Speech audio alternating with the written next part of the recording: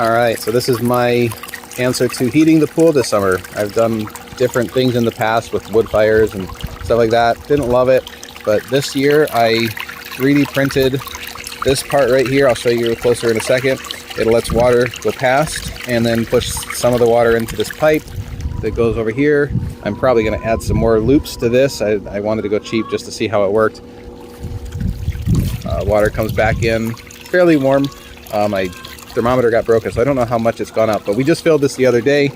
It was 55 degrees coming out of the well, and now it's cool but tolerable. Kids loved it, and if we keep going through the summer, then this should really help us out. Let's look.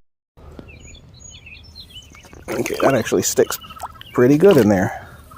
There we go. Okay, so down here is a threaded fitting that I just actually found online.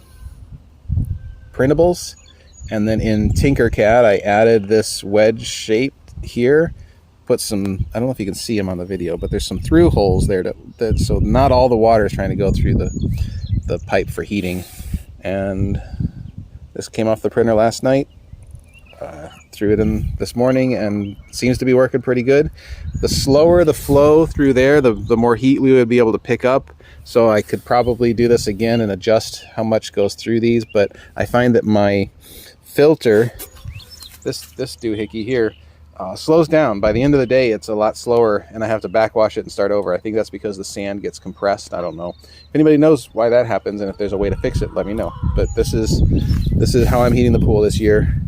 We'll see how it goes.